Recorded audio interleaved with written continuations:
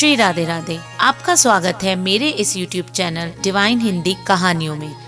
आज मैं आपको अहोई अष्टमी व्रत की बारे में और इसकी कहानी सुनाऊंगी। अहोई अष्टमी का व्रत कार्तिक कृष्ण पक्ष की अष्टमी के दिन आता है। पुत्रवती महिलाओं के लिए यह व्रत अत्यंत महत्वपूर्ण है। माताएं अहोई अष्टमी के व्रत में दिन भर उपवास रखती है और सायंकाल तारे दिखाई देने के समय होई अष्टमी का पूजन किया जाता है। तारों को करवा से अर्घ भी दिया जाता है। यह होई गुरु आदि के द्वारा भीत पर बनाई जाती है अथवा किसी मोटे वस्त्र पर होई काटकर पूजा के समय उसे भीतर पर टांग दिया जाता है। उत्तर भारत के विभिन्न अंचलों में अहोई माता का स्वरूप वहाँ की स्थानीय परंपरा के अनुसार बनता है। संपन्न घर की महिलाएं चांदी की होई बनवाती है। धरातल पर गोबर से लीप कर कलश की स्थापना होती है। अहोई की पूजा करके उसे दूध चावल का भोग लगाया जाता है। तत्पश्चात एक पाटे पर जल से भरकर लोटा रखकर कथा सुनी जाती है। ये व्रत पुत्र की लंबी आयु एवं सुखमय जीवन के लिए किया जाता है। इस बार ये व्रत 24 अक्टूबर 2024 को मनाया जाएगा। इसकी कथा इस प्रकार है। एक नगर में एक साहूकार रहा करता था। उसके 7 बेटे थे, 7 बहुएं तथा एक पुत्र थी। दीपावली से पहले कार्तिकवती अष्टमी को 7 बहुएं अपनी इकलौती ननद के साथ जंगल में मिट्टी लेने गई। जहां से वह मिट्टी खोद रही थी वहीं पर स्याऊ सेहे की मांद थी। मिट्टी खोदते समय ननद के हाथ से ही उसका बच्चा मर गया। स्याऊ माता बोली कि अब मैं तेरी कोख बांधूंगी।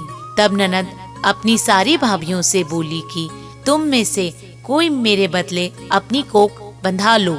सभी भाभियों ने अपनी कोख बांधने के लिए इनकार कर दिया, परंतु छोटी भाभी सोचने लगी, यदि मैं कोख नहीं बंधाऊंगी तो सासू जी नाराज हो जाएंगी।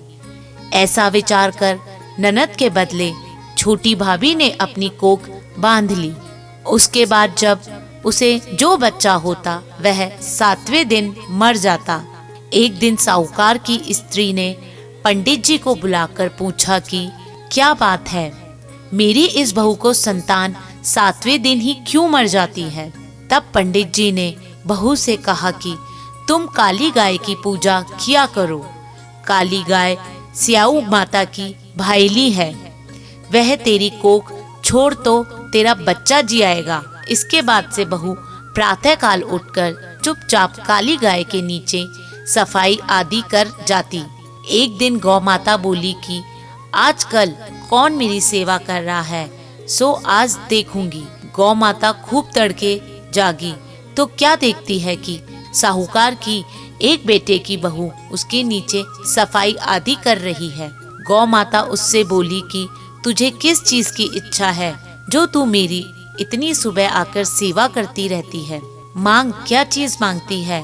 तब साहूकार की बहू बोली कि स्याऊ माता तुम्हारी भाईली है और उन्होंने मेरी कोख बांध रखी है, उनसे मेरी कोख को खुलवा दो। गौ माता ने कहा, अच्छा। तब तो गौ माता 7 समुंदर पार अपनी भाईली के पास उसको लेकर चली। रास्ते में कड़ी धूप थी, इसके लिए दोनों एक पेड़ के नीचे बैठ गए और थोड़ी देर में एक सांप आया और उसी पेड़ पर गरुड़ की पंखनी के बच्चे थे, उसको मारने लगा। तब साहूकार की बहू ने सांप को मारकर ढाल के नीचे दबा दिया और बच्चों को बचा लिया। थोड़ी देर में गरुड़ पंखनी आई तो वहाँ खून देखकर साहूकार की बहू को चोंच मारने लगी। तब साहूकारनी बोली कि मैंने तेरे बच्चे को नहीं मारा, बल्कि सांप तेरे बच्चों को डसने आया था।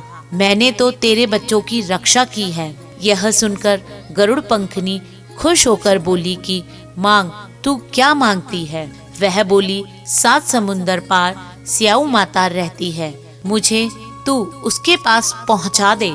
तब गरुड़ पंखनी ने दोनों को अपनी पीठ पर बैठाकर स्याऊ माता के पास पहुंचा दिया। स्याऊ माता ने उन्हें देखकर बोली कि आ बहन, बहुत दिन बाद आई है।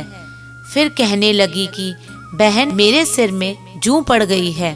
तब सुरही के कहने पर साहूकार की बहू ने सिलाई से उसकी जुएं निकाल दी। इस पर स्याऊ माता प्रसन्न होकर बोली कि तेरे 7 बेटे और 7 बहुएं हो। साहूकारनी बोली कि मेरा तो एक भी बेटा नहीं है, 7 कहाँ से होंगे। स्याऊ माता बोली, वचन दिया, वचन से फिरूं तो धोबी के कुंड पर कंकरी होऊं। तब साहूकार की बहू बोली, माता बोली कि मेरी कोख तो तुम्हारे पास बंद पड़ी है। यह सुनकर स्याऊ माता बोली कि तुमने तो मुझे ठग लिया, पर मैं तेरी कोख खोलती तो नहीं, परंतु अब खोलनी पड़ेगी। जा, तेरे घर में तुझे 7 बेटे और 7 बहुएं मिलेंगी। तू जाकर उजरमा करना और 7 ओहुई बनाकर 7 कढ़ाई करना। वह घर लौटकर आई तो देखा 7 बेटे और 7 बहुएं बैठी है। वह खुश हो गई। उसने 7 अहोही बनाई, उजरना किया, 7 कढ़ाई की। दिवाली के दिन जेठानियां आपस में कहने लगी कि जल्दी जल्दी पूजा कर लो, कहीं छोटी बहू बच्चों को याद न करके रोने लगे।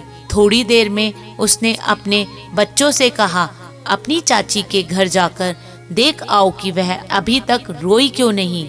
बच्चों ने देखा और वापस जाकर कहा कि चाची तो कुछ मांड रही है, खूब उजन्ना हो रहा है। यह सुनकर जेठानियां दौड़ी दौड़ी उसके घर आई और जाकर पूछने लगी कि तुमने कोक कैसे छुड़वाई।